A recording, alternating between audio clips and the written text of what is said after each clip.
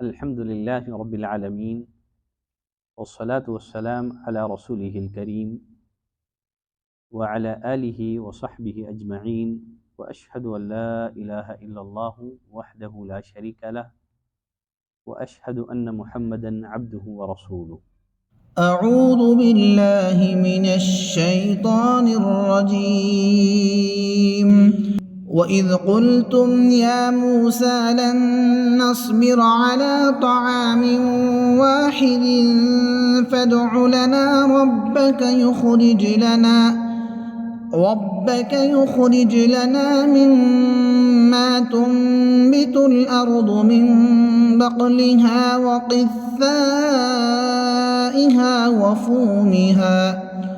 وقثائها وفومها وعدسها وبصلها قال أتستبدلون الذي هو أدنى بالذي هو خير اهبطوا مصرا فإن لكم ما سألتم وضربت عليهم الذلة والمسكنة وباءوا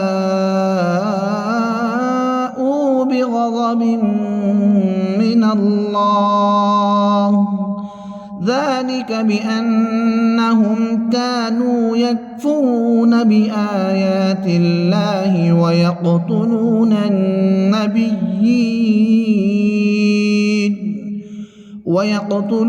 النبيين بغير الحق ذلك بما عصوا وكانوا يعتدون۔ سورۃ البقرہ آیت نمبر 60 سے 71 تک 11 آیتوں کی آپ نے سماعت کی۔ اللہ نے فرمایا وَإِذِ اسْتَسْقَىٰ مُوسَىٰ لِقَوْمِهِ، جب موسیٰ علیہ السلام نے اپنی قوم کے لیے پانی مانگا۔ یہ واقعہ بھی اسی وادی سینا میں پیش آیا۔ بنو اسرائیل کو سایہ اور غذا کے علاوہ پانی کی بھی شدید ضرورت تھی، اور وہاں دور دور تک کہیں پانی کا نام و نشان تک نہ تھا۔ لوگوں نے موسیٰ علیہ السلام سے پانی کی شکایت کی تو موسیٰ علیہ السلام نے اللہ سے پانی کے لیے دعا کی۔ اس سے معلوم ہوا استسقاء پانی طلب کرنے کے لیے دعا کرنا مشروع ہے۔ رسول اللہ صلی اللہ علیہ وسلم نے استسقاء یعنی اللہ سے پانی طلب کرنے کے لیے نماز بھی پڑھی ہے، اور بعض دفعہ آپ نے صرف دعا پر بھی اکتفا کیا ہے۔ اس آیت سے معلوم ہوا کہ انبیاء کرام یہ حاجت روا نہیں ہیں، مشکل کشا نہیں ہیں، مختار کل نہیں ہیں۔ انبیاء کرام اپنے تمام تر معاملات میں اللہ ہی کی طرف رجوع کیا کرتے تھے، وہ اللہ کے محتاج تھے۔ جب موسیٰ علیہ السلام کی قوم نے موسیٰ علیہ السلام سے پانی کی شکایت کی تو موسیٰ علیہ السلام نے اللہ سے پانی کے لیے دعا کی۔ فَقُلْنَا اضْرِبْ بِعَصَاكَ الْحَجَرَ، اللہ نے فرمایا ہم نے کہا اپنی لاٹھی پتھر پر مارو۔ فَانْفَجَرَتْ مِنْهُ 12 عَيْنًا، جس سے 12 چشمے پھوٹ نکلے۔ بنو اسرائیل 12 قبیلوں میں منقسم تھی، تو اللہ تعالیٰ نے اس چٹان سے 12 چشمے جاری کر دیے۔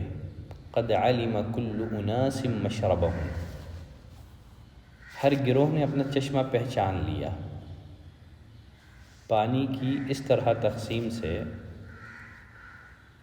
ان میں پانی پر باہمی جھگڑے کے امکانات ختم ہو گئے۔ پانی کے لیے بھیڑ بھاڑ کا مسئلہ بھی ختم ہو گیا۔ پھر فرمایا کلو واشربوا من رزق اللہ، اللہ کا رزق کھاؤ اور پیو۔ اللہ نے رزق کی نسبت اپنی جانب کر کے ایک بار پھر انہیں جتا دیا، تمہیں جو کچھ مل رہا ہے وہ محض اللہ کے فضل اور عطا سے ہے۔ کلوا واشربوا من رزق اللہ، اللہ کا رزق کھاؤ اور پیو۔ تمہیں جو رزق مل رہا ہے یہ تمہارے زور بازو کا نتیجہ نہیں ہے، یہ محض اللہ کا فضل ہے۔ وَلَا تَعْثُوا فِي الْأَرْضِ مُفْسِدِينَ، زمین میں فساد نہ کرتے پھرو۔ اکثر انسانوں کی حالت یہ ہے، جو ہی انہیں خوشحالی حاصل ہوتی ہے تو اپنے رب کے باغی بن جاتے ہیں، رب العالمین کو یکسر بھول جاتے ہیں، طغیان اور سرکشی پر آمدہ ہو جاتے ہیں۔ فتنہ اور فساد ان کی صفت بن جاتی ہے۔ اسی لیے اللہ نے فرمایا اللہ کے رزق کو کھاؤ، اللہ کے رزق کا استعمال کرو، فسادی نہ بنو، وَلَا تَعْثُوا فِي الْأَرْضِ مُفْسِدِينَ۔ مزید اللہ نے فرمایا وَإِذْ قُلْتُمْ يَا مُوسَىٰ لَن نَّصْبِرَ عَلَىٰ طَعَامٍ وَاحِدٍ، اور جب تم نے کہا اے موسیٰ ہم سے ایک ہی قسم کے کھانے پر ہرگز صبر نہ ہو سکے گا۔ بنو اسرائیل کو من اور سلویٰ جیسی نعمتیں بلا مشقت مل رہی تھی، جو صحت کے لیے بہترین غذا تھی۔ سب سے بڑھ کر انہیں آزادی اور فراغت حاصل تھی، جس میں وہ علم حاصل کر سکتے تھے، جہاد کی تیاری کر کے عزت اور اقتدار حاصل کر سکتے تھے، مگر انہوں نے ان نعمتوں کی قدر نہ کی اور ان چیزوں کی مانگ کرنے لگے، مطالبہ کرنے لگے جن کی وہ غلامی کے زمانے میں عادی تھے۔ جب تم نے کہا اے موسیٰ ہم سے ایک ہی قسم کے کھانے پر ہرگز صبر نہ ہو سکے گا، فَادْعُ لَنَا رَبَّكَ يُخْرِجْ لَنَا مِمَّا تُنبِتُ الْأَرْضُ، اس لیے آپ اپنے رب سے دعا کیجئے کہ وہ ہمارے لیے وہ چیزیں پیدا کریں جو زمین اگاتی ہے، مِن بَقْلِهَا وَقِثَّائِهَا وَفُومِهَا وَعَدَسِهَا وَبَصَلِهَا، یعنی ساگ، اس میں ہر قسم کی ترکاریاں شامل ہیں، مِن بَقْلِهَا وَقِثَّائِهَا ککڑی، وَفُومِهَا گیہوں، بعض نے وَفُومِهَا کا ترجمہ لہسن سے بھی کیا ہے، وَعَدَسِهَا مسور، وَبَصَلِهَا پیاز۔ بنو اسرائیل کے سوال کرنے کا انداز بھی بڑا عجیب تھا۔ انہوں نے موسیٰ علیہ السلام سے یہ نہیں کہا فَادْعُ لَنَا رَبَّنَا، آپ ہمارے لیے ہمارے رب سے دعا مانگے، بلکہ موسیٰ علیہ السلام سے کہا فَادْعُ لَنَا رَبَّكَ، آپ اپنے رب سے دعا کریں، گویا ان کا رب سے کوئی تعلق نہیں ہے۔ اور ساتھ ہی بنو اسرائیل نے یہ بھی نہیں کہا ندعو ربنا، چلو ہم سب مل کر دعائیں کرتے ہیں، بلکہ موسیٰ علیہ السلام سے کہا فَادْعُ، اے موسیٰ تو دعا کر۔ گویا موسیٰ علیہ السلام نے ان کو مصر سے لا کر ایک طرح کے کھانے کی مصیبت میں ڈالا ہے، لہٰذا وہ خود دعا کریں، وہی مصیبت حل کرے۔ موسیٰ علیہ السلام کی محنتوں، کوششوں اور قربانیوں کے نتیجے میں بنو اسرائیل نے بدترین غلامی سے نجات پائی۔ موسیٰ علیہ السلام کا شکر ادا کرنے کی بجائے الٹا یہ لوگ موسیٰ علیہ السلام کو مطعون کرنے لگے، تم نے ہی ہم کو مصیبت میں ڈالا ہے۔ جب قوموں کا مزاج بگڑ جاتا ہے تو وہ عزت اور رفعت کی قدر نہیں کرتی ہیں، ان کی طبیعت ذلیل ہو کر رہنے ہی کو پسند کرتی ہے، چاہے جوتے ہی پڑتے رہے۔ موسیٰ علیہ السلام نے کہا قال اتستبدلون الذی هو ادنی بالذی هو خیر، تم اچھی چیز کے بدلے گھٹیا چیز لینا چاہتے ہو؟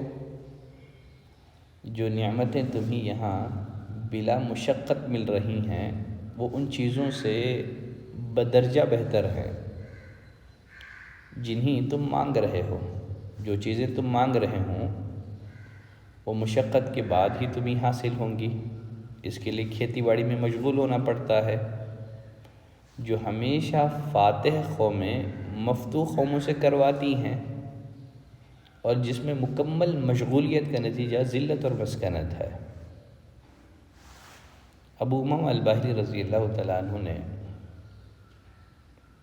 ایک دفعہ ہل اور کھیتی باڑی کا کوئی اوزار دیکھا تو فرمایا، میں نے نبی کریم صلی اللہ علیہ وسلم کو فرماتے ہوئے سنا، لا يدخل هذا بیت قوم الا ادخلہ اللہ الذل، یہ چیزیں کسی گھر میں داخل نہیں ہوتی مگر اللہ تعالیٰ اس میں ذلت داخل کر دیتا ہے۔ اس کا یہ مطلب نہیں کہ کھیتی باڑی حرام ہے، بلکہ مراد یہ ہے کہ اس کام میں کھو جانا،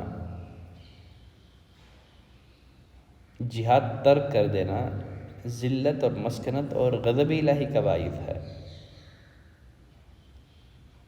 کہا اتستبدلون الذی هو ادنی بالذی هو خیر، تم لوگ اچھی چیز کے بدلے گھٹیا چیز لینا چاہتے ہو؟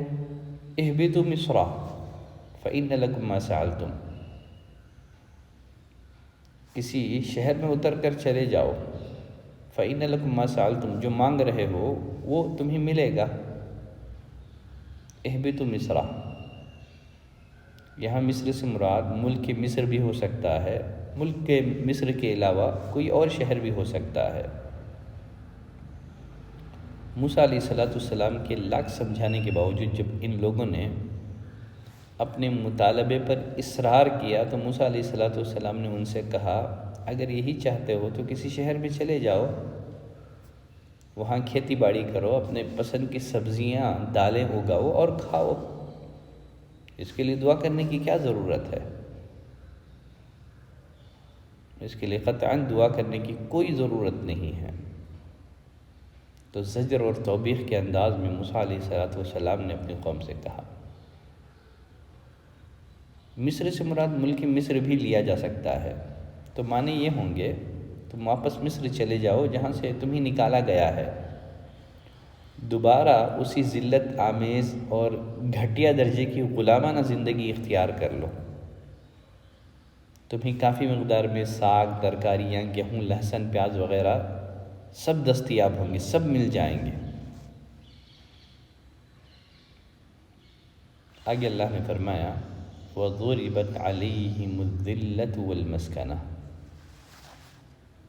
ان پر ذلت اور محتاجی مسلط کر دی گئی، جس طرح دیوار پر گیلی مٹی تھوپ دی جاتی ہے اس طرح ان پر ذلت اور مسکنت تھوپ دی گئی۔ یہودی قوم اس ذلت سے کیسے چھٹکارا پا سکتی ہے؟ اللہ تعالیٰ نے سورہ آل عمران آیت نمبر 112 میں یہودی قوم کو ذلت اور رسوائی سے چھٹکارا پانے کے لیے دو راستے بتائے ہیں، دو راستے دکھائے ہیں۔ ایک ہے حبل من اللہ اور دوسرا ہے حبل من الناس۔ حبل من اللہ مسلمان ہو جائے، دوسرا ہے کسی حکومت کی پناہ میں رہیں۔ اس کی مزید تشریح سورہ آل عمران میں آئے گی۔ فرمایا ضربت علیہم الذلۃ والمسکنہ، ان پر اللہ نے ذلت اور محتاجی مسلط کر دی ہے۔ شیخ صالح عثیمین رحمۃ اللہ علیہ اس آیت کی تفسیر میں لکھتے ہیں، بنو اسرائیل جنگ میں مسلمانوں سے کبھی غالب نہیں آ سکتے، اس لیے کہ اللہ نے ان پر ان کے گناہوں کے باعث ذلت مسلط کر دی ہے، بشرط یہ کہ ان سے قتال اسلام کے نام پر ہو اور اعلاء کلمت اللہ کے لیے ہو۔ آج مسلمان یہودیوں سے بنو اسرائیل سے قتال کر کے مغلوب کیوں ہیں؟ شیخ صالح عثیمین رحمۃ اللہ علیہ اس کے 2 ریزن ذکر کیے ہیں، 2 اسباب انہوں نے بتائے ہیں۔ پہلا سبب ہے اخلاص کا فقدان۔ جو لوگ بنو اسرائیل سے قتال کر رہے ہیں، یہودیوں سے قتال کر رہے ہیں، ان میں اخلاص کا فقدان ہے۔ اللہ کے کلمے کو بلند کرنے کے لیے قتال کرنے کے بجائے یہ لوگ قومی حمیت اور عصبیت میں لڑ رہے ہیں۔ اور دوسری وجہ گناہوں کی کثرت، اور بعض گناہ مسلمانوں میں ایسے بھی ہیں جو کفر کے درجے کے ہیں، بھلا اللہ کی مدد کیسے آئے گی؟ جنگ احد میں ایک نافرمانی کی وجہ سے جیتی ہوئی جنگ شکست میں تبدیل ہو گئی۔ اگر اخلاص کے ساتھ مسلمان گناہوں سے اجتناب کرتے ہوئے یہودیوں سے قتال کریں تو یہودی جنگ میں مسلمانوں سے کبھی غالب نہیں آ سکتے۔ آگے اللہ نے فرمایا وَبَاءُوا بِغَضَبٍ مِّنَ اللَّهِ، وہ اللہ کے غضب میں آ گئے۔ وَبَاءُوا بِغَضَبٍ مِّنَ اللَّهِ، وہ اللہ کے غضب کا شکار ہو گئے۔ بنو اسرائیل وہ امت تھی جس کے بارے میں اللہ نے فرمایا تھا وَأَنِّي فَضَّلْتُكُمْ عَلَى الْعَالَمِينَ، میں نے تمہیں سارے جہانوں پر فضیلت عطا کی ہے۔ پھر اس امت کا یہ حشر کیوں ہوا؟ کیوں یہ غضب الہی کا شکار ہو گئے؟ وَبَاءُوا بِغَضَبٍ مِّنَ اللَّهِ۔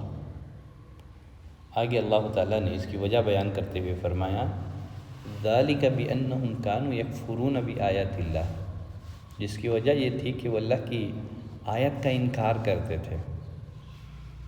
اللہ نے یہ نہیں کہا کہ ذَلِكَ بِأَنَّهُمْ كَفَرُوا، انہوں نے کفر کیا، بلکہ كَانُوا يَكْفُرُونَ، وہ انکار کرتے تھے۔ انکار کو انہوں نے اپنا شعار بنا لیا تھا، اللہ کی آیتوں کا انکار ان کی پہچان بن گئی تھی۔ آیت اللہ کا لفظ عام ہے، معجزات بھی مراد ہو سکتے ہیں اور احکام الہی بھی مراد ہو سکتے ہیں۔ فرمایا وَيَقْتُلُونَ النَّبِيِّينَ بِغَيْرِ الْحَقِّ، انبیاء کو ناحق قتل کرتے تھے۔ کسی بھی جان کو ناحق قتل کرنا انسانی معاشرے کا سب سے بڑا جرم ہے۔ یہ جرم مزید اس وقت سنگین ہو جاتا ہے جب اس کا ارتکاب انبیاء اور مصلحین کے خلاف کیا جائے۔ عبداللہ بن مسعود رضی اللہ تعالیٰ عنہ سے روایت ہے، نبی کریم صلی اللہ علیہ وسلم نے فرمایا اشد الناس عذابا یوم القیامت رجل قتلہ نبی او قتل نبیہ، قیامت کے دن سب سے سخت عذاب والا وہ آدمی ہے جسے کسی نبی نے قتل کیا یا اس نے کسی نبی کو قتل کیا ہو۔ وہ امام ضلالہ، گمراہی کا امام، اور تیسرے نمبر پر مصوروں میں سے کوئی مصور۔ اللہ نے فرمایا وَيَقْتُلُونَ النَّبِيِّينَ بِغَيْرِ الْحَقِّ، انبیاء کو ناحق قتل کرتے تھے۔ انبیاء کا قتل تو ہمیشہ ناحق ہی ہوتا ہے۔ یہاں بغیر الحق کی قید اس لیے لگائی گئی کہ ان کے نزدیک بھی انبیاء کو قتل کرنا ناحق ہی تھا۔ یہ نہ یہ کہ انبیاء کرام کو قتل کرتے تھے، بلکہ اس پر فخر بھی کیا کرتے تھے۔ قرآن کی اس آیت اور عبداللہ بن مسعود رضی اللہ تعالیٰ عنہ کی جو حدیث مسند احمد کے حوالے سے پڑھی گئی، ان میں ان لوگوں کا رد ہے جو کہتے ہیں کہ کوئی نبی قتل نہیں ہوا تھا۔ پھر آگے اللہ تعالیٰ نے فرمایا ذَلِكَ بِمَا عَصَوْا وَكَانُوا يَعْتَدُونَ، یہ اس لیے کہ وہ اللہ کی نافرمانی کرتے تھے اور حد سے گزرتے تھے۔ یہود کی ذلت اور مسکنت کی اور ایک وجہ بیان کی جا رہی ہے، ذَلِكَ بِمَا عَصَوْا، اس لیے کہ وہ اللہ کی نافرمانی کرتے تھے۔ عصو اسی سے ہے معصیت۔ معصیت کے معنی ہیں جس کام سے منع کیا گیا ہو اس کا ارتکاب کرنا۔ وہ کانوا یعتدون، وہ حد سے گزرتے تھے، اسی سے عدوان ہے۔ عدوان کے معنی ہیں مامورات میں حد سے تجاوز کرنا، جس کام کا انہیں حکم دیا گیا ہے اس میں حد سے تجاوز کرنا۔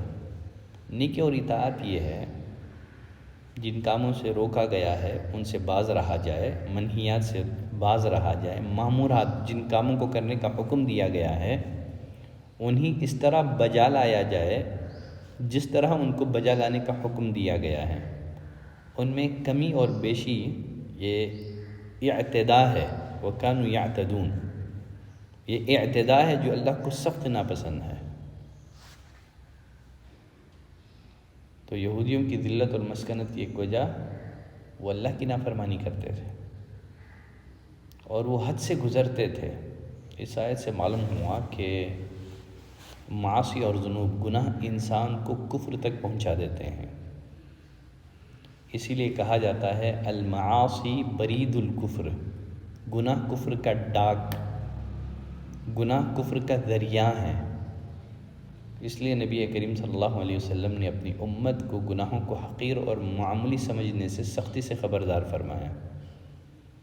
ام المؤمنین سیدہ عائشہ رضی اللہ تعالیٰ عنہ فرماتی ہیں نبی کریم صلی اللہ علیہ وسلم نے فرمایا، یا عائشہ ایاکی و محقرات الذنوب، اے عائشہ معمولی گناہوں سے بچو،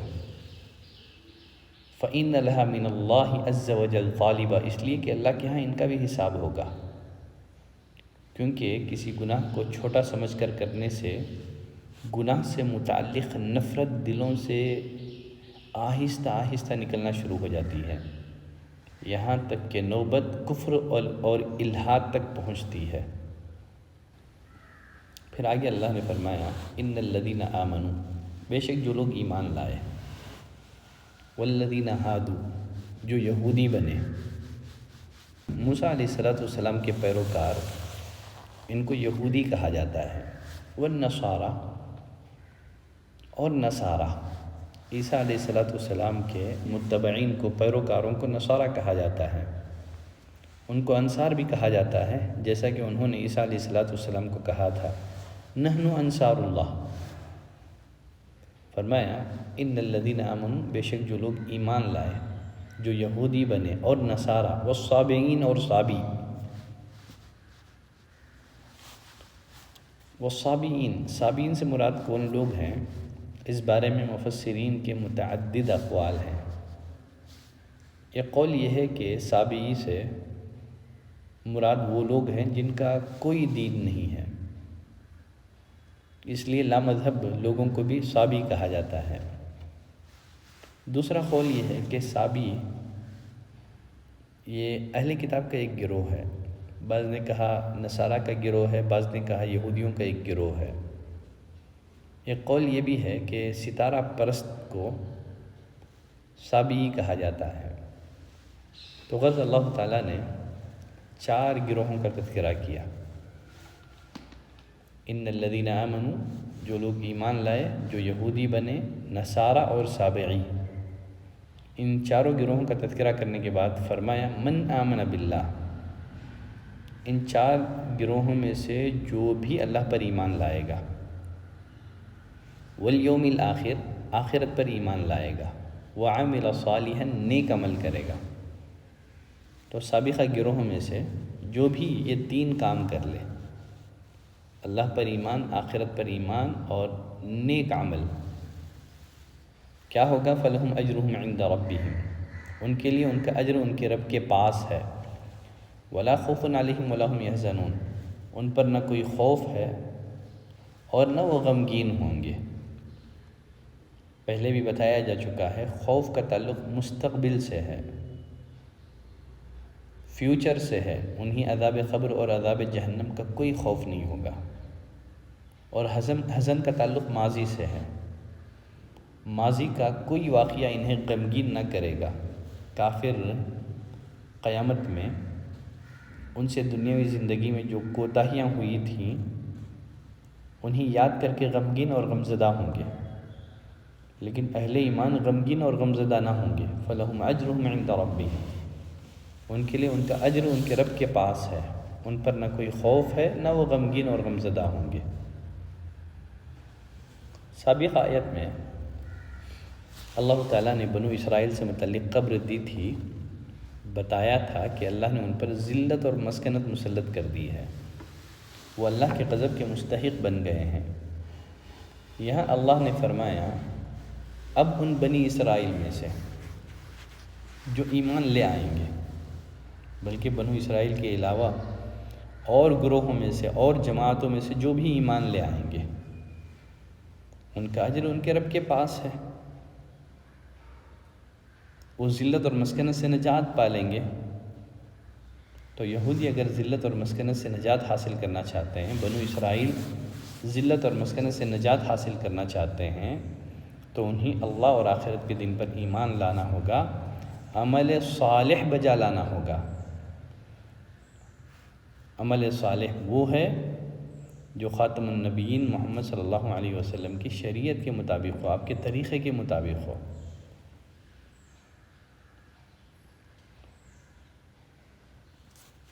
بعض مفسرین نے کہا کہ اس آیت میں دراصل بنو اسرائیل کے ایک باطل نظریے کی تردید کی گئی ہے۔ بنو اسرائیل کہا کرتے تھے، یہود اور نصارہ کہا کرتے تھے لن يدخل الجنت الا من كان هودا و نصارا، جنت میں یہود اور نصارہ کے سوا کوئی نہ جائے گا۔ مزید وہ لوگ کہتے تھے نحن ابناء اللہ و احباؤہ، ہم اللہ کے بیٹے اور اس کے چہیتے ہیں۔ اس آیت میں بنو اسرائیل کی اسی باطل نظریے کی تردید کی گئی، بتایا گیا حق کسی ایک نسل میں محدود نہیں ہے۔ یہ نہ سمجھو کہ کسی نسل میں پیدا ہونے کی وجہ سے نجات پا جاؤ گے۔ نجات کا دار و مدار ان چیزوں پر نہیں ہے جو انسان کے اپنے اختیار میں، اپنے بس میں نہیں ہے، اس لیے کہ انسان اپنے اختیار سے کسی خاندان میں پیدا نہیں ہوتا ہے، بلکہ نجات کا دار و مدار کن باتوں پر ہے؟ ایمان اور عمل صالح پر ہے، جس میں انسان کے اپنے ارادے اور اختیار کو دخل ہوتا ہے۔ فرمایا جو شخص بھی اللہ اور آخرت پر ایمان لائے گا، عمل صالح کی بنیادی شرطیں پوری کرے گا، خواہ وہ پہلے کسی بھی مذہب یا نسل سے تعلق رکھتا ہوں، اللہ کے نزدیک وہ اجر کا مستحق ہوگا۔ بعض لوگوں نے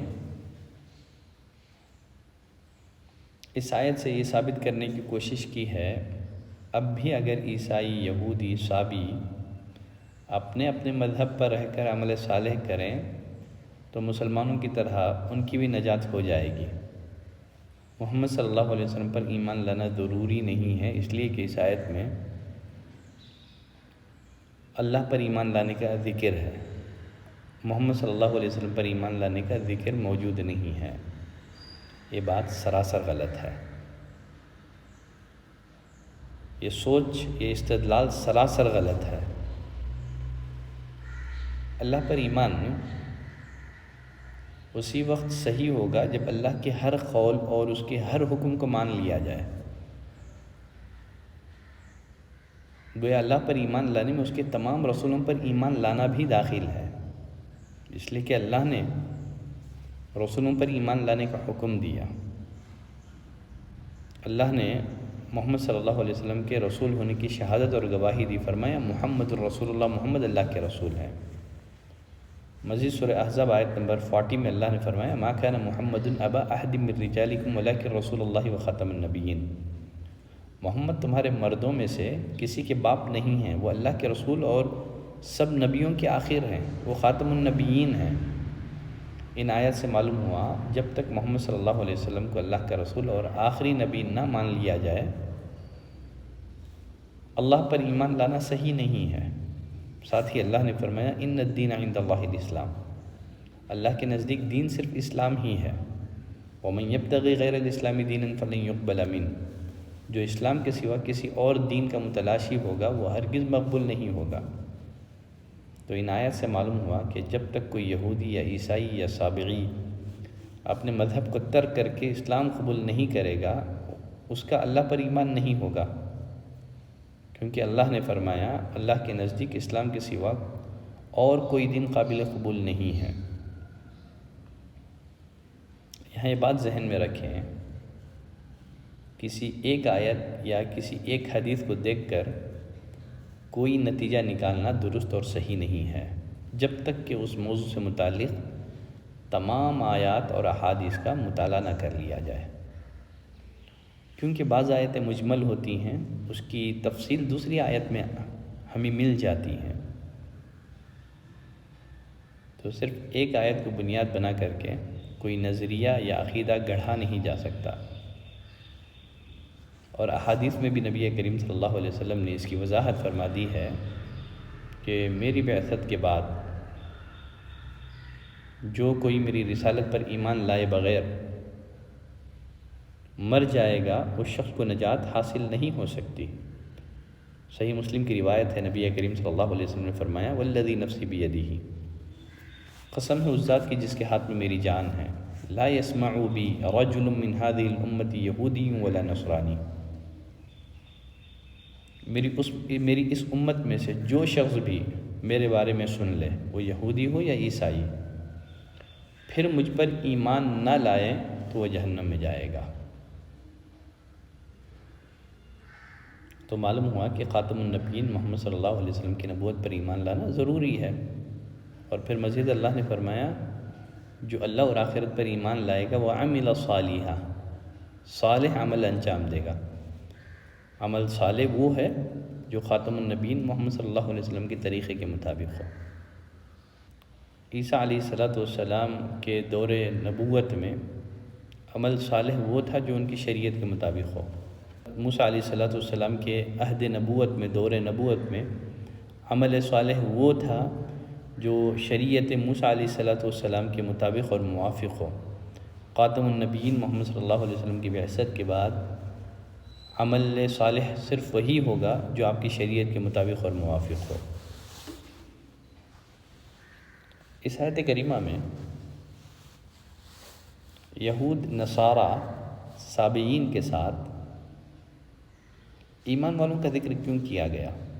ان الذین آمنوا والذین ہادوا والنصارى والصابئین، جو لوگ ایمان لائے،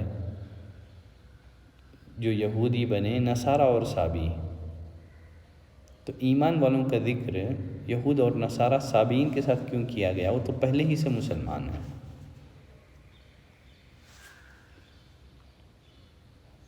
اس سوال کے اہل علم نے متعدد جوابات دیے ہیں، کئی ایک جوابات دیے ہیں۔ پہلا جواب اہل علم نے یہ دیا ہے ان الذین آمنوا سے مراد جو زبان سے ایمان لائے ہیں، من آمن باللہ سے مراد جو دل سے ایمان لائے ہیں، یعنی جو زبان اور دل سے اللہ پر ایمان لائے گا، آخرت میں اسے کسی قسم کا خوف اور کسی طرح کا کوئی غم اسے لاحق نہیں ہوگا۔ تو فرماتے ہیں یہ آیت اس آیت کی طرح ہے جس میں اللہ نے فرمایا یا ایھا الذین آمنوا آمنوا باللہ ورسولہ، اے ایمان والوں اللہ اور اس کے رسول پر ایمان لاؤ، یعنی جو صرف زبان سے اللہ اور اس کے رسول پر ایمان لائے ہیں وہ دل سے اللہ اور اس کے رسول پر ایمان لائے۔ تو ان الذین آمنوا سے مراد جو زبان سے ایمان لائے، تو جو زبان سے ایمان لائے ہیں اس میں منافقین بھی ہیں، ان سے مطالبہ ہے کہ نجات چاہتے ہو تو دل سے اللہ پر ایمان لاؤ۔ دوسرا جواب اہل علم نے یہ دیا ہے ان الذین آمنوا سے مراد جو ماضی میں اللہ اور رسول پر ایمان لائے تھے، اور من آمن باللہ سے مراد جو مستقبل میں بھی اللہ اور اس کے رسول پر ایمان رکھنے میں برقرار اور ثابت قدم رہیں گے، ان کو آخرت میں خوف اور غم نہیں ہوگا۔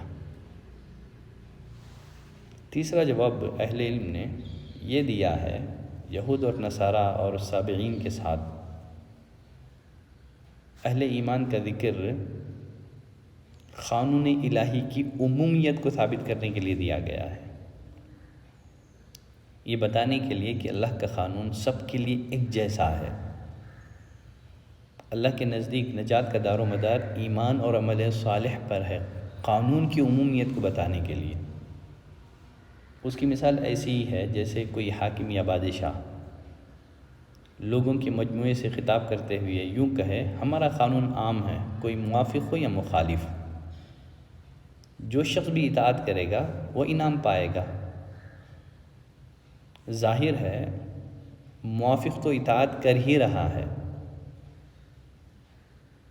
سنانا اصل میں مخالف کو ہے۔ تو یہاں بھی قانون کی عمومیت کو بتانے کے لیے کہ اللہ کے نزدیک نجات کا دار و مدار ایمان اور عمل صالح پر ہے، اس بنا پر اہل ایمان کا ذکر یہود، نصارہ اور صابئین کے ساتھ کیا گیا ہے۔ اور آگے اللہ نے فرمایا وَإِذْ أَخَذْنَا مِيثَاقَكُمْ، اور جب ہم نے تم سے وعدہ لیا، وَرَفَعْنَا فَوْقَكُمُ الطُّورَ، اور تمہارے اوپر پہاڑ کو بلند کیا۔ کوہ طور کو ان کے سروں پر بلند کرنے کی یہ صورت بھی ممکن ہے کہ پہاڑ کو اپنی جگہ سے ہٹا کر ان کے سروں پر معلق کر دیا گیا ہو، لٹکا دیا گیا ہو۔ اللہ کی قدرت سے یہ کچھ بھی بعید نہیں ہے، اللہ یقیناً قادر ہے۔ اور یہ بھی ممکن ہے کوئی اور صورت پیدا کر دی گئی ہو کہ ان لوگوں کو ایسا محسوس ہوا ہو کہ پہاڑ ان پر آ گرے گا، مثلا کوئی زلزلہ آ گیا ہو جس سے انہیں ایسا لگا ہو کہ پہاڑ گرنے والا ہے۔ اس واقعے کے بارے میں سورۃ الاعراف آیت نمبر 171 کے الفاظ یہ ہیں وَإِذْ نَتَقْنَا الْجَبَلَ فَوْقَهُمْ۔ یہاں نتقہ لفظ استعمال ہوا ہے جس کے معنی عربی لغت میں زور زور سے ہلانے کے ہیں۔ وَإِذْ نَتَقْنَا الْجَبَلَ فَوْقَهُمْ، جب ہم نے پہاڑ کو ان کے اوپر زور زور سے اس طرح ہلایا ان کو گمان ہوا کہ ان پر گرنے والا ہے۔ تو دونوں ممکن ہیں۔ جب تورات نازل ہوئی، موسیٰ علیہ السلام نے بنو اسرائیل سے تورات پر عمل کرنے کو کہا، تورات پر عمل کرنے کی دعوت دی، تو بنو اسرائیل شرارت سے کہنے لگے اس کے احکام کی پیروی ہم سے نہ ہو سکے گی۔ اللہ تعالیٰ نے طور پہاڑ کو سائبان کی طرح ان کے سروں کے اوپر بلند کر کے ان سے پوچھا، بتاؤ تورات پر عمل کرتے ہو یا نہیں، ورنہ اس پہاڑ کو تمہارے اوپر گرا کر تمہیں کچل دیا جائے گا۔ جب بنو اسرائیل نے دیکھا اب تو کوئی بچاؤ کی راہ نہیں ہے، جگہ نہیں ہے، تو چھٹ سے انہوں نے قبول کر لیا۔ تو فرمایا وَرَفَعْنَا فَوْقَكُمُ الطُّورَ، اور ہم نے تمہارے اوپر پہاڑ کو بلند کیا۔ خُذُوا مَا آتَيْنَاكُمْ بِقُوَّةٍ، پکڑو قوت کے ساتھ جو ہم نے تمہیں دیا ہے، اور جو اس میں ہے اسے یاد کرو۔ یعنی تورات میں تدبر اور غور و فکر کرو، اس کے احکام کو ضائع نہ کرو۔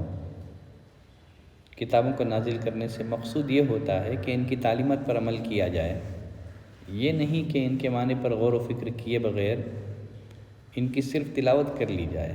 خُذُوا مَا آتَيْنَاكُمْ بِقُوَّةٍ، پکڑو قوت کے ساتھ جو ہم نے تمہیں دیا ہے۔ وَاذْكُرُوا مَا فِيهِ، اور اس میں جو کچھ ہے اسے یاد کرو۔ یاد کرنے کا مقصود عمل کرنا ہوتا ہے، لَعَلَّكُمْ تَتَّقُونَ، تاکہ تم بچ جاؤ، تاکہ تم اللہ کی نافرمانی سے بچ جاؤ اور اس کے نتیجے میں اس کی گرفت پکڑ سے، اس کے عذاب سے بچ جاؤ، اور یہی بڑی کامیابی ہے۔ لَعَلَّكُمْ تَتَّقُونَ، اس کا ایک معنی یہ بھی ہو سکتا ہے کہ تم تورات پر اس امید سے عمل کرو تاکہ تم متقی ہو جاؤ۔ تو معلوم ہوا کہ کتاب الہی کو مضبوطی سے پکڑنا تقوی اور پرہیزگاری کا ذریعہ ہے۔ اس آیت سے شبہ ہو سکتا ہے کہ دین میں تو اکراہ نہیں ہے، یہاں کیوں اکراہ کیا گیا، کیوں زبردستی ان سے عہد و پیمان لیا گیا؟ کیونکہ اللہ نے خود فرمایا ہے لا اکراہ فی الدین، دین میں کسی طرح کی کوئی زبردستی نہیں ہے، اکراہ نہیں ہے۔ اس کا جواب یہ ہے کسی شخص کو ایمان قبول کرنے پر تو زبردستی نہیں کی جائے گی، مجبور نہیں کیا جا سکتا، لیکن جب ایک شخص ایمان لے آئے تو اسے نافرمانی پر سزا دی جا سکتی ہے، ڈرا دھمکا کر حکم ماننے پر آمادہ کیا جا سکتا ہے۔ بنو اسرائیل چونکہ ایمان پہلے لا چکے تھے، اس لیے ان کو اللہ کے عذاب سے ڈرا کر فرما برداری پر آمادہ کیا گیا۔ اسی بنا پر اہل علم فرماتے ہیں اس آیت سے یہ مسئلہ واضح ہے، ایمان کا دعویٰ کرنے والوں کو مسلم اتھارٹی جبراً اسلام کے احکام پر عمل کروا سکتی ہے، اس لیے اسلامی حکومت پر حدود اللہ کا نفاذ فرض قرار دیا گیا ہے۔ جو حکمران اللہ کے حدود کو، اللہ کے قوانین کو نافذ نہیں کرتے ہیں، انہیں ظالم، فاسق اور کافر شمار کیا گیا ہے۔ اسی طرح بچوں کو جبراً نماز پڑھانا چاہیے، جیسے نبی کریم صلی اللہ علیہ وسلم نے فرمایا اپنی اولاد کو 7 سال کی عمر میں نماز کا حکم دو، 10 سال کی عمر میں فرمایا نماز نہ پڑھنے کی وجہ سے انہیں سزا دو، ان کے بستر جدا کر دو۔ آگے اللہ نے فرمایا ثم تولیتم من بعد ذلک، پھر تم اس کے بعد پھر گئے، فلولا فضل اللہ علیکم ورحمتہ لکنتم من الخاسرین، اگر تم پر اللہ کا فضل اور اس کی رحمت نہ ہوتی تو یقیناً تم خسارہ اٹھانے والوں میں سے ہو جاتے، یعنی فی الفور ہلاک کر دیے گئے ہوتے، جیسے پرانی اور متعدد قومیں ہلاک کر دی گئی تھی، تم بھی ہلاک کر دیے گئے ہوتے۔ اگر عقل رکھتے ہو، خرد رکھتے ہو تو اللہ کے اس امہال کی، اللہ نے جو تم کو مہلت دی ہے اس کی قدر کرو، ایمان اور استغفار سے اپنی اصلاح کر لو قبل اس کے کہ یہ فرصت تمہارے ہاتھ سے نکل جائے اور تمہیں ہمیشہ ہمیشہ کے خسارے میں مبتلا ہونا پڑے، جو کہ سب سے بڑا اور انتہائی ہولناک خسارہ ہے۔ معلوم ہوا کہ اللہ کی رحمت اس کے غصے پر غالب ہے۔ اللہ تعالیٰ اپنی شان رحمت اور عنایت کی بنا پر اپنے بندوں کو ڈھیل پر ڈھیل دیے جاتا ہے تاکہ جس سے بچنا ہو بچ جائے، نہیں تو اپنا پیمانہ لبریز کر لے۔ اور آگے اللہ نے فرمایا وَلَقَدْ عَلِمْتُمُ الَّذِينَ اعْتَدَوْا مِنْكُمْ فِي السَّبْتِ، اور یقیناً تمہیں ان لوگوں کا بھی علم ہے جو تم میں سے ہفتے کے بارے میں حد سے بڑھ گئے تھے۔ یہ واقعہ تفصیل کے ساتھ سورہ اعراف آیت نمبر 163 میں مذکور ہے۔ داؤد علیہ السلام کے زمانے میں دریا کے کنارے ایک شہر آباد تھا، اس میں 70,000 بنو اسرائیل تھے۔ ان پر اللہ نے ہفتے کے دن مچھلی کا شکار حرام فرمایا تھا، لیکن ہفتے کے دن ہی تمام مچھلیاں بڑی کثرت سے دریا کے سطح پر نکل آتی، دوسرے دنوں میں غائب ہو جاتی، جنہیں حاصل کرنے کے لیے انہیں سخت محنت کرنی پڑتی تھی۔ اب یہاں ایک سوال پیدا ہوتا ہے، جب اللہ نے ان کو ہفتے کے دن شکار کرنے سے منع کر دیا تھا، پھر کیا وجہ ہے کہ سمندر میں ہفتے ہی کو بکثرت مچھلیاں آتی تھیں؟ اس کا جواب یہ ہے کہ اللہ کی طرف سے ایک آزمائش تھی، بنو اسرائیل کا امتحان تھا۔ وہ مچھلیوں کی کثرت دیکھ کر پھسل جاتے ہیں یا اللہ کا حکم ماننے پر جمے رہتے ہیں۔ بنو اسرائیل کے لیے یہ ایک ایسی آزمائش تھی، ایک ایسا امتحان تھا جس کے مقابلے میں وہ لوگ ٹھہر نہ سکے۔ اللہ کی اس ممانعت کے باوجود انہوں نے ہیلا سازی سے، ہیلا کر کے شکار کرنا شروع کر دیا۔ انہوں نے شکار کرنے کے لیے یہ حیلہ اختیار کیا کہ وہ جمعہ کے دن پانی میں جال ڈال دیتے تھے۔ ہفتے کے دن آنے والی مچھلیاں ان کے جال میں پھنس جاتی تھیں اور یہ اتوار کے دن انہیں اپنے جال سے نکال لیا کرتے تھے، یا دریا کے کنارے، سمندر کے کنارے حوض کھود دیتے تھے اور دریا سے پانی اور مچھلیاں آنے کے لیے نالیاں بنا لیتے۔ جب ہفتے کا دن ہوتا، پانی کی موج سے مچھلیاں حوض میں آ جاتی، ہفتہ گزرتے ہی اتوار کو شکار کر لیتے۔ تو انہوں نے حیلہ سازی کے ذریعے سے اللہ کی حرام کردہ چیز کو حلال بنا لیا۔ انہیں اس حیلہ سازی کی سزا کیا ملی؟ اللہ نے فرمایا فَقُلْنَا لَهُمْ كُونُوا قِرَدَةً خَاسِئِينَ، ہم نے کہہ دیا تم ذلیل بندر ہو جاؤ۔ ان بستی والوں کے 3 گروہ بن گئے تھے۔ ایک تو مجرم گروہ تھا جو ہیلے سے مچھلیاں پکڑتا تھا، جب اللہ کا عذاب آیا تو اس گروہ کے چہرے مسخ کر دیے گئے۔ دوسرا گروہ وہ تھا جو انہیں اس حیلہ سازی سے منع کرتا تھا، وہ تو بچا لیے گئے۔ تیسرا گروہ تھا جو خود مچھلیاں پکڑتا تو نہیں تھا لیکن پکڑنے والوں کو منع بھی نہیں کرتا تھا۔ اس گروہ سے متعلق اللہ نے سکوت اختیار کیا ہے، آیا ان پر عذاب آیا یا نہیں آیا، لہذا ہمیں بھی ان کے بارے میں سکوت اختیار کرنا چاہیے۔ شیخ صالح عثیمین رحمۃ اللہ علیہ فرماتے ہیں کہ الجزاء من جنس العمل، گناہ جیسے ہوتا ہے سزا ویسے ملتی ہے۔ بندر شکل میں انسانوں سے ملتے جلتے ہیں، وہ انسان نہیں ہے۔ یہود نے مچھلیوں کو شکار کرنے کے لیے جو حیلہ اپنایا تھا، اس کی ظاہری شکل مباح تھی، لیکن حقیقت میں وہ مباح و جائز نہیں تھا۔ تو اسی بنا پر وہ لوگ بندر بنا دیے گئے۔ بندر دیکھنے میں آدمی جیسا ہے لیکن وہ آدمی نہیں ہے۔ یہودیوں نے جو حیلہ سازی اختیار کی تھی بظاہر وہ جائز لگ رہی ہے لیکن حقیقت میں وہ جائز نہیں ہے، تو گناہ جیسے ہوگا سزا ویسے ملے گی اللہ کے پاس۔ فَقُلْنَا لَهُمْ كُونُوا قِرَدَةً خَاسِئِينَ، ہم نے بھی کہہ دیا تم ذلیل بندر ہو جاؤ۔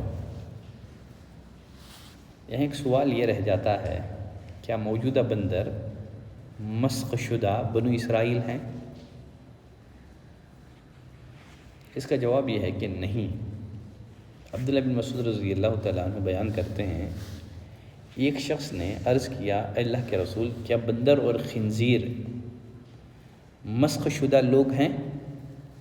نبی کریم صلی اللہ علیہ وسلم نے فرمایا ان اللہ لم یجعل لمسخ نسلا ولا عقبہ، جب اللہ کسی قوم کے چہروں کو مسخ کر دیتا ہے تو اللہ ان کی نسل کو برقرار نہیں رکھتا ہے، ان کی نسل نہیں چلاتا ہے۔ لم یجعل لمسخ، جس قوم کے بھی چہرے مسخ کر دیے گئے اللہ نے اس کی نسل نہیں چلائی ہے۔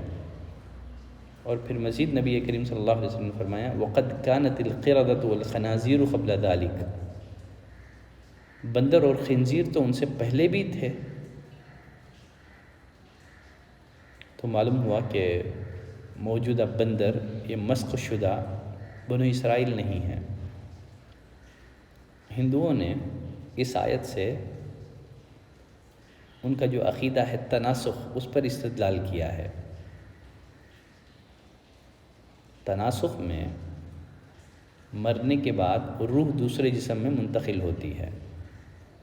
یہاں بنو اسرائیل مرے نہیں تھے، زندگی میں ہی ان کی شکلیں مسخ کر دی گئی، تو یہ تناسخ نہیں ہے، یہ تماسخ ہے۔ یہ اس آیت سے معلوم ہوا ناجائز کاموں کو کسی حیلے سے جائز کرنا باطل ہے۔ حیلے سے حرام حلال نہیں ہو جاتا ہے۔ اسی طرح نبی کریم صلی اللہ علیہ وسلم نے یہودیوں سے متعلق خبر دی کہ جب اللہ نے یہود پر چربی کو حرام کیا تو انہوں نے اسے پگھلا کر فروخت کرنا شروع کر دیا۔ یقیناً حیلہ سازی کے معاملے میں مسلمان یہودیوں سے کم نہیں ہیں۔ اسی وجہ سے آج مسلمان ذلت اور پستی کا شکار ہیں۔ وہ ساری خرابیاں جو کسی زمانے میں بنو اسرائیل میں تھے، مسلمانوں میں وہ ساری برائیاں در آئی ہیں۔ اس وجہ سے آج مسلمان ذلت اور پستی کا شکار ہیں۔ تو غرض ناجائز کاموں کو کسی حیلے سے جائز کرنا باطل ہے۔ حیلے سے حرام حلال نہیں ہوتا ہے۔ اس آیت سے معلوم ہوا اللہ تعالیٰ کی طرف سے گناہوں کی وجہ سے کئی طرح سے عذاب آتا رہا ہے۔ ان میں سے ایک عذاب صورت مسخ کر کے ہلاک کرنے کا عذاب بھی ہے۔ امت محمدیہ الحمدللہ اب تک مسخ کے عذاب سے محفوظ چلی آ رہی ہے، لیکن قرب قیامت یہ عذاب بھی اس امت پر آئے گا۔ عبداللہ بن عمر رضی اللہ تعالیٰ عنہ فرماتے ہیں، سنن ترمذی، سنن ابن ماجہ کی حسن درجے کی روایت ہے، نبی کریم صلی اللہ علیہ وسلم نے فرمایا میری امت میں خسف اور مسخ کا عذاب ہوگا، زمین میں ڈھسنے کا اور چہروں کے بدلنے کا عذاب ہوگا۔ یہ عذاب تقدیر کے جھٹلانے والوں پر آئے گا۔ ایک دوسری روایت میں، یہ روایت بھی سنن ترمذی میں ہے، نبی کریم صلی اللہ علیہ وسلم نے فرمایا اس امت میں خسف یعنی زمین میں ڈھسنے کا عذاب، مسخ صورتوں کے بدل جانے کا عذاب، اور خذف پتھروں کی بارش کا عذاب ہوگا۔ یہ سن کر ایک صحابی نے عرض کیا اللہ کے رسول ایسا کب ہوگا؟ آپ صلی اللہ علیہ وسلم نے فرمایا جب گانے والیاں عام ہو جائیں گی، ہر جگہ باجے بج رہے ہوں گے، شراب عام پی جائے گی، تو اس امت پر یہ تین طرح کے عذابات آئیں گے، خسف، مسخ اور خذف کا عذاب۔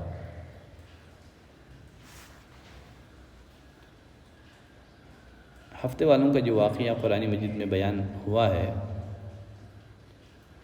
اس واقعے میں نبی کریم صلی اللہ علیہ وسلم کے معجزے کا اظہار بھی ہے، کیونکہ آپ امی تھے، آپ اعلان نبوت سے قبل پڑھنا لکھنا نہیں جانتے تھے، آپ نے نہ علماء اہل کتاب کی صحبت اختیار کی ہے، نہ آپ کبھی ان کی مجلس میں بیٹھے ہیں۔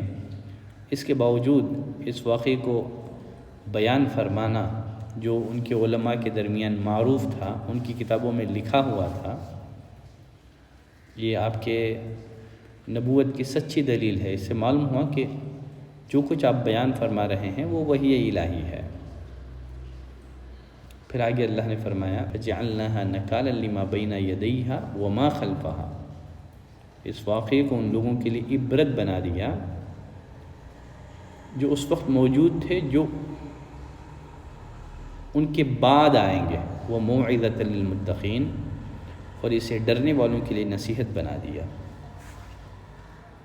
اس واقعے کو دیکھنے اور سننے والے دو قسم کے لوگ تھے، فرما بردار اور نافرمان۔ نافرمانوں کے لیے تو یہ واقعہ نافرمانی سے توبہ کرانے والا تھا، اس لیے اس کو نکال کہا گیا۔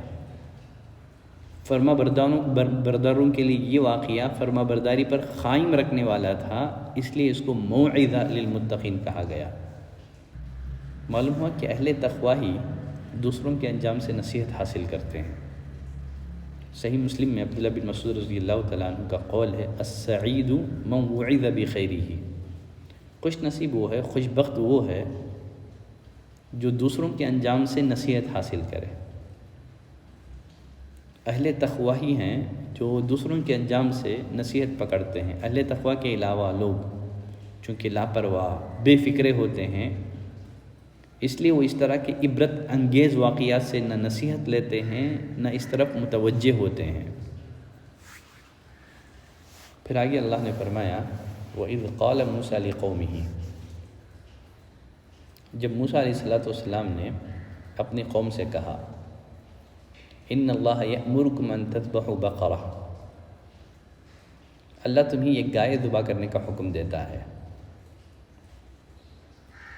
بنو اسرائیل میں ایک مالدار شخص تھا جس کا نام عامل بتایا جاتا ہے۔ اس کی کوئی نرینہ اولاد نہ تھی، صرف ایک لڑکی تھی اور ایک بھتیجا تھا۔ بھتیجے نے جب دیکھا کہ بوڑھا تو مرتا ہی نہیں ہے، وراثت کے لالچ میں ایک دن موقع پا کر اس نے اپنے چچا کو قتل کر دیا۔ چچا کی لاش کو دوسرے محلے میں ڈال دیا تاکہ میراث بھی لے لیں اور خون بہا دیت بھی لے لیں۔ پھر چیخ چیخ کر دیت کا مطالبہ کرنے لگا۔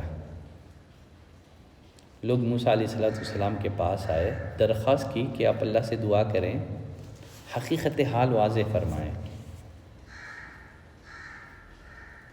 اللہ تعالیٰ نے موسیٰ علیہ السلام کو وحی کی کہ آپ اپنی قوم کو حکم دیں کہ وہ ایک گائے ذبح کرے۔ ان اللہ یأمرکم ان تذبحوا بقرہ، اللہ تمہیں حکم دیتا ہے کہ تم ایک گائے ذبح کرو، پھر اس کے گوشت کا ایک ٹکڑا مقتول کی لاش پر مارو، اس سے مقتول خود بول کر اپنے قاتل کا نام اور پتہ بتا دے گا، اس طرح تمہارا مسئلہ حل ہو جائے گا، قاتل کا پتہ لگ جائے گا۔ اللہ نے فرمایا وَإِذْ قَالَ مُوسَىٰ لِقَوْمِهِ، جب موسیٰ نے اپنی قوم سے کہا ان اللہ یأمرکم ان تذبحوا بقرہ، اللہ تمہیں ایک گائے ذبح کرنے کا حکم دیتا ہے۔ بنی اسرائیل کو حکم دیا گیا تھا کہ ایک گائے ذبح کریں، وہ کوئی بھی گائے ذبح کرتے تو حکم الہی پر عمل ہو جاتا تھا، لیکن انہوں نے حکم الہی پر سیدھے طریقے سے عمل کرنے کے بجائے پے در پے سوالات کرتے چلے گئے، پھنستے چلے گئے۔ اگر کوئی شخص اپنے اوپر سختی کرے تو اللہ بھی اس پر سختی کرتا ہے۔ بنو اسرائیل نے بے جا سوالات کر کے اپنے اوپر سختی کی، اللہ نے بھی ان پر سختی کی۔ اب یہاں ایک سوال یہ بھی پیدا ہوتا ہے کہ اللہ تعالیٰ نے بنو اسرائیل کو گائے ہی ذبح کرنے کا حکم کیوں دیا؟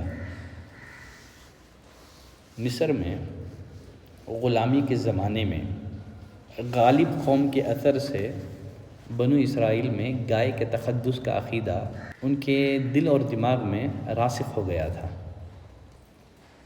اس عقیدے کا ظہور اس وقت بھی ہوا تھا جب موسیٰ علیہ السلام تورات لینے کے لیے طور پر گئے تھے تو انہوں نے بچڑا بنا کر اس کی پرستش شروع کر دی تھی۔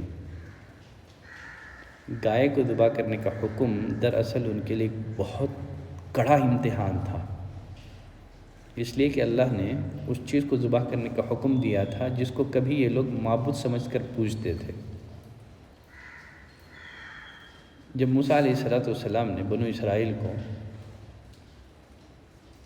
گائے ذبح کرنے کا حکم دیا تو وہ کہنے لگے اتتخذون ہزوا، کیا تو ہم سے دل لگی کرتا ہے؟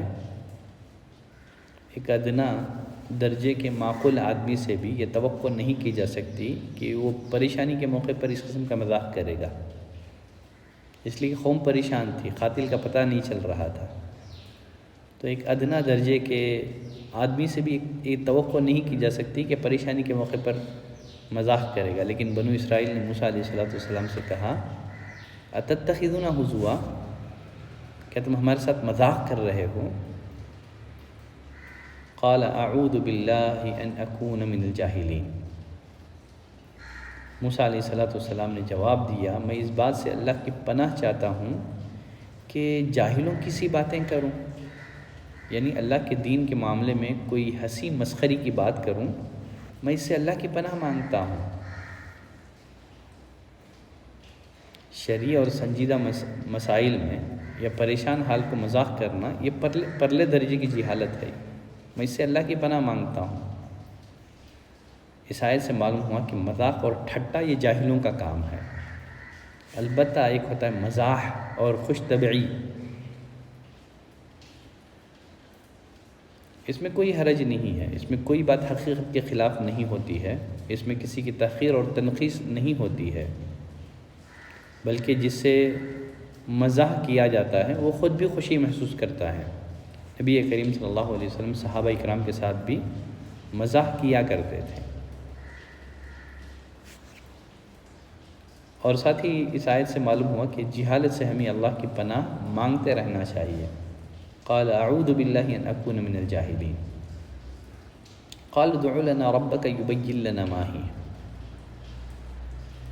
جب انہیں گائے ذبح کرنے کا حکم دیا گیا تو موسیٰ علیہ السلام سے کہنے لگے ادع لنا ربک، اپنے پروردگار سے دعا کیجئے، یبین لنا ما ہی، وہ ہم پر یہ واضح کر دے کہ وہ گائے کیسی ہونی چاہیے۔ قال انه يقول انها بقرة لا فارض ولا بكر عوان بين ذلك۔ موسیٰ علیہ السلام نے انہیں جواب دیا، اللہ فرماتا ہے کہ وہ گائے نہ تو بالکل بوڑھی ہو نہ بہت چھوٹی ہو، عوان بین ذلک، بلکہ درمیانی عمر کی جوان ہو۔ پھر موسیٰ علیہ السلام نے اپنی قوم سے کہا ففعلوا ما تؤمرون، تمہیں جو حکم دیا جا رہا ہے اس پر عمل کرو، اپنی گایوں میں سے کوئی بھی ایک درمیانی عمر کی گائے لو، ذبح کر کے اللہ کے حکم کی تعمیل کرو، مزید اپنے آپ کو تنگی اور مشقت میں نہ ڈالو۔ ففعلوا ما تؤمرون، جس بات کا تمہیں حکم دیا جا رہا ہے اس پر عمل کرو۔ اگر بنی اسرائیل حکم کی تعمیل چاہتے تو موسیٰ علیہ السلام کی یہ بات کافی اور شافی تھی، اس گفتگو سے انہیں تسلی ہو جانی چاہیے تھی۔ کہنے لگے ادع لنا ربک یبین لنا ما لونھا، ہمارے لیے اپنے رب سے دعا کر، وہ ہمارے لیے اس کے رنگ کی بھی وضاحت کر دے۔ قال انه يقول انها بقرة صفراء فاقع لونها تسر الناظرین، کہا بے شک وہ فرماتا ہے بلا شبہ وہ گائے زرد رنگ کی ہو، فاقع لونها، اس کا رنگ خوب گہرا ہو، تسر الناظرین، دیکھنے والوں کو خوش کرتی ہو۔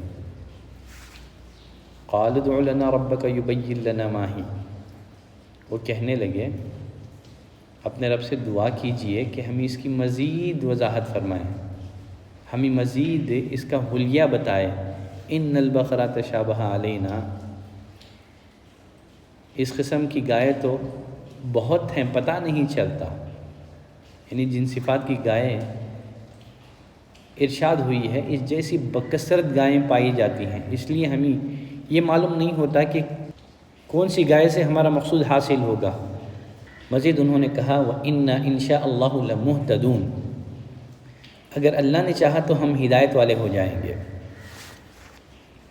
اکرمہ فرماتے ہیں وہ انشاءاللہ نہ کہتے تو کبھی وہ گائے نہ پاتے۔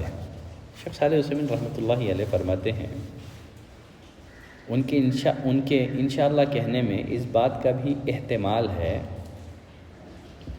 کہ مطلوبہ صفات کی حامل گائے نہ ملنے کی صورت میں تقدیر سے استدلال کیا جا سکے۔ گائے نہ ملنے کی صورت میں یہ کہتے اللہ نے چاہا ہی نہیں ہے کہ ہم اس گائے کی طرف رہنمائی پائیں۔ فرماتے ہیں یہ احتمال ان سے کچھ بعید نہیں ہے۔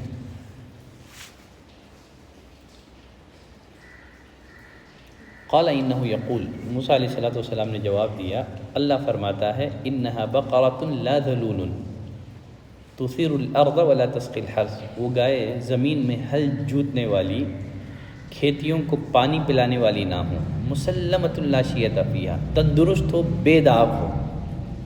اس سے معلوم ہوا کھیتی باڑی کے لیے گائے کا استعمال سابقہ امتوں میں معروف تھا، یہ اب بھی باقی ہے۔ کھیتی باڑی کے جدید آلات کے ایجادات کی وجہ سے اس میں کمی واقع ہوئی ہے، لیکن اب بھی یہ باقی ہے۔ قالوا الآن جئت بالحق، وہ لوگ بولے اب آپ نے ٹھیک بات بتائی ہے، اے موسیٰ تم نے اب پوری حقیقت اس گائے کی بیان کی ہے۔ جس گائے کی نشاندہی کی گئی، جس گائے کا بنو اسرائیل کے لیے تعین کیا گیا تھا، وہ صرف ایک بوڑھی عورت کے پاس موجود تھی جس کے یتیم بچے تھے۔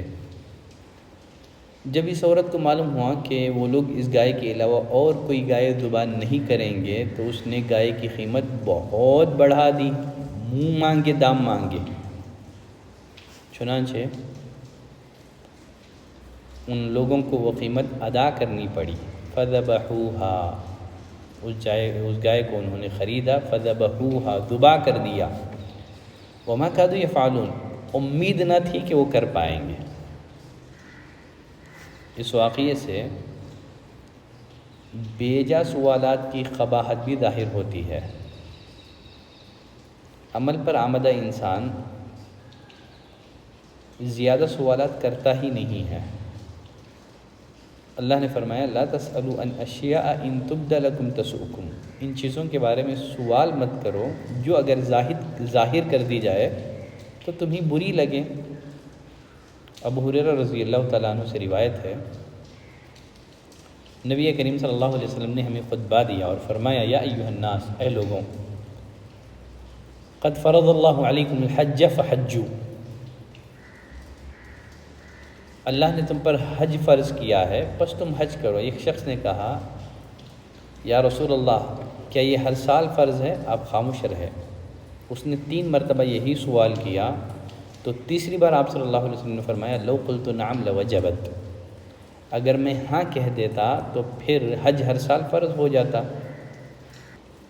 تم اس کی طاقت نہ رکھتے۔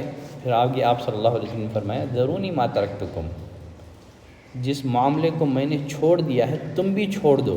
فإنما هلك من كان قبلكم بكثرة سؤالهم واختلافهم على الانبیاء، اس لیے کہ تم سے پہلے کے لوگ زیادہ سوال کرنے اور انبیاء سے اختلاف کرنے کی وجہ سے ہلاک ہو گئے۔ فإذا أمرتكم بشيء، لہٰذا جب میں تمہیں کسی چیز کا حکم دوں فأتوا منه ما استطعتم، بقدر استطاعت اسے بجا لاؤ۔ جب میں کسی چیز سے منع کروں فدعوه، اسے چھوڑ دیا کرو۔ یہ روایت صحیح مسلم کی ہے۔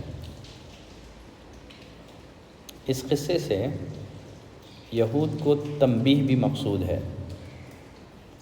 جس طرح گائے کے ذبح کرنے میں طرح طرح کے جھگڑے نکالنے کی وجہ سے